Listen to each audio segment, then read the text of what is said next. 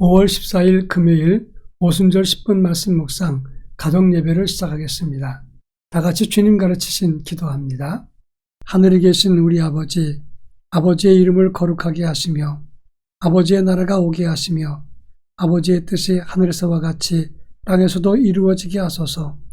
오늘 우리에게 일용할 양식을 주시고 우리가 우리에게 잘못한 사람을 용서하여 준 것 같이 우리 죄를 용서하여 주시고 우리를 시험에 빠지지 않게 하시고 악에서 구하소서. 나라와 권능과 영광이 영원히 아버지의 것입니다. 아멘. 찬송가 469장 내 주 하나님, 찬송가 469장을 부릅니다.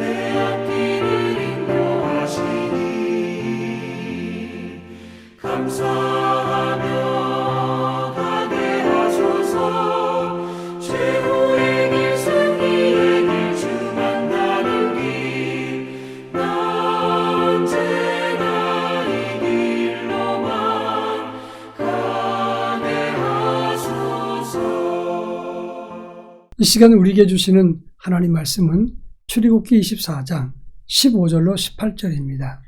출애굽기 24장 15절로 18절 말씀을 한 절씩 교독합니다. 제가 전체를 읽겠습니다. 모세가 산에 오르매 구름이 산을 가리며 여호와의 영광이 시내산 위에 머무르고 구름이 엿새 동안 산을 가리더니 일곱째 날에 여호와께서 구름 가운데서 모세를 부르시니라. 산 위에 여호와의 영광이 이스라엘 자손의 눈에 맹렬한 불같이 보였고 모세는 구름 속으로 들어가서 산 위에 올랐으며 모세가 40일 40야를 산에 있으니라. 아멘.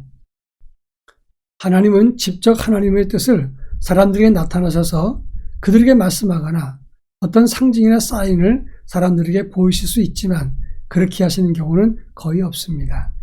하나님은 하나님이 선택하신 하나님의 종들을 통해서 말씀하시고 그들을 통해서 예언하시면서 하나님의 뜻을 펼쳐나갔다고 하는 것입니다. 신약시대에 와서는 예수님을 통해서 하나님의 뜻과 말씀을 전해주셨습니다. 그리고 이제는 완성된 하나님의 말씀 그리고 성령을 통해서 우리에게 깨닫게 하시고 말씀하신다고 하는 것입니다. 오늘 우리가 읽은 출애굽기 24장의 말씀은 하나님께서 모세를 부르셔서 시내산에 오르게 하시고 그 안에서 하나님 뜻을 펼치는 장면을 설명하고 있습니다. 사실 하나님이 모세를 시내산에 부르신 것은 두 번에 걸쳐 있었습니다. 첫 번째 사건은 출애굽기 24장 1절부터 11절 내용입니다. 하나님은 모세에게 명령하셨는데 너는 아론과 나답과 아비후 그리고 이스라엘 장로 70명과 함께 여호와께 올라와서 멀리 서서 바라보라 그랬습니다. 모세는 하나님께 가까이 갔고 이스라엘은 이제 하나님 백성으로서 하나님 말씀을 순종하며 잘 따르겠습니다. 이렇게 언약을 맺게 하시고 백성들은 우리가 준행하리이다 소리 높여서 하나님께 영광을 돌렸습니다. 그것이 출애굽기 24장 3절의 말씀입니다. 이제 두 번째로 하나님이 모세를 시내산에 부르신 것은 오늘 우리가 읽은 출애굽기 24장 15절로 18절의 말씀입니다. 하나님은 모세를 따라 불러서 40일 주야를 하나님의 산 시내산에서 머물게 했다고 하는 것입니다. 이 사건이 주는 의미가 무엇인가를 함께 살펴보겠습니다. 먼저 하나님이 모세를 따라 불러서 시내산에 오르게 했던 이유는 두 가지입니다. 첫째는 하나님께서 하나님과 교제하고 만나는 성전, 그 당시는 회막 그리고 성막이라고 했던 그 성막을 지을 때 모형과 제도와 방법을 설명하시기 위해서 하나님은 40일 동안 그를 시내산에서 머물게 하시면서 그에게 말씀했다고 하는 것입니다. 이 내용이 출애굽기 25장부터 31장까지 자세하게 기록되어 있습니다. 긴 내용이었기 때문에 하나님은 40일 동안 시내산에서 모세를 머물게 하시면서 이 모든 것들을 설명했습니다. 두 번째 이유는 12절에 보면 하나님이 친히 기록하신 십계명의 두 돌판을 모세에게 주시기 위해서 하나님은 모세를 시내산에 따로 불렀다고 하는 것입니다. 여기에 중요한 의미가 있습니다. 하나님이 우리를 부르실 적에는 반드시 다 이유가 있습니다. 하나님 말씀을 주시든지 혹은 하나님의 일을 하게 하시든지 하나님의 계획이 있어서 그것을 미리 준비하게 하시든지 예언의 말씀을 주기 위해서 우리를 가까이 부르실 때가 많다고 하는 것입니다. 중요한 것은 하나님이 우리를 부르실 때 말씀을 통해서든지 또는 설교를 통해서든지 다른 어떤 기회를 통해서든지 하나님 우리를 부를 때 얼른 듣고 그 음성에 반응하며 나서야 된다고 하는 것입니다. 문제는 아무리 성령의 사람이라도 예수 믿는 사람이라도 영적인 민감성이 떨어지면 하나님이 부르시는데 그것을 깨닫지 못하고 그리고 하나님의 사인을 보지 못할 때가 많다고 하는 겁니다. 그래서 교회는 다니지만 하나님보다는 고집과 습관들을 믿는 경우가 많은 것이 여기에 있기 때문이라고 하는 것입니다.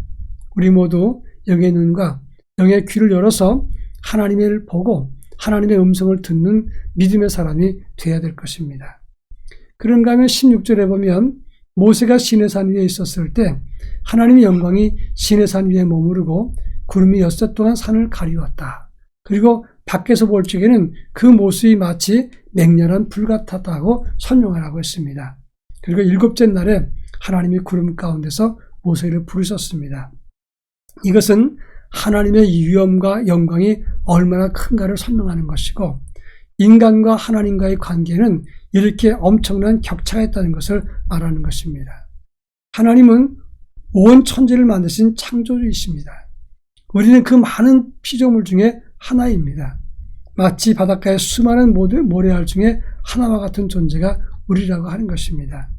그런데 하나님이 우리를 그 거룩한 영광의 자리에 부르신 것입니다. 모세가 시내산 위에 있었을 때 하나님 영광이 머물렀다고 했는데 이 머물렀다고 하는 단어는 샤칸이라는 단어입니다. 거주하다 그런 뜻입니다. 하나님이 어떻게 이 땅에 거주하십니까? 이것은 그만큼 하나님이 모세를 만나기 위해서 자기를 비우시고 이 땅에 강림했다는 것을 의미하는 것입니다. 여러분, 온 천지의 주인이신 하나님이 온 천지를 만드시고 섭리하신 하나님이 그 작은 인간을 위해서 이 땅에 강림하셨다. 이것이 상상할 수 있는 일입니까? 그런 차원에서 하나님의 아들 그리고 하나님이신 예수가 이 땅에 오셨던 것은 자기를 비우신 놀라운 사랑이요 그리고 하나님의 은총일 수밖에 없는 것입니다. 이제 세 번째 문제는 이 사건이 있었을 때 사나라의 백성들은 무슨 일을 했느냐 하는 것입니다.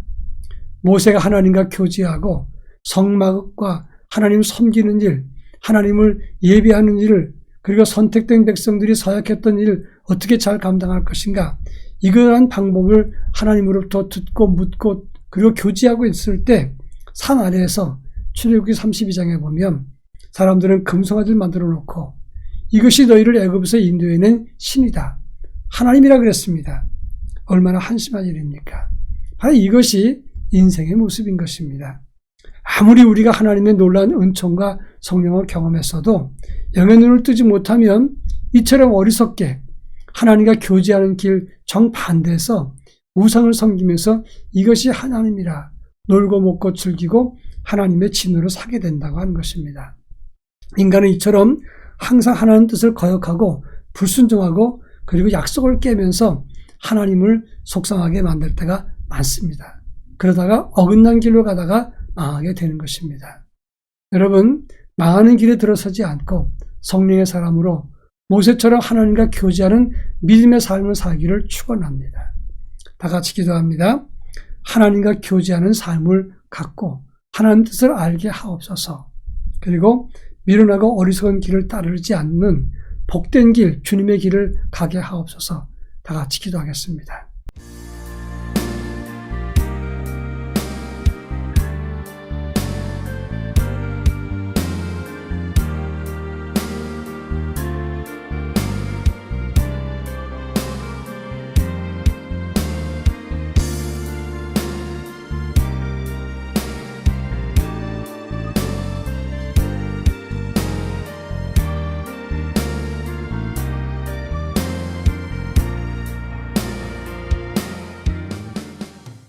사랑 많으신 하나님 아버지, 하나님과 교제했던 모세와 같이 우리도 거룩한 산에서 하나님과 교제하는 믿음의 삶을 가질 수 있도록 은혜를 더하여 주시옵기를 원합니다.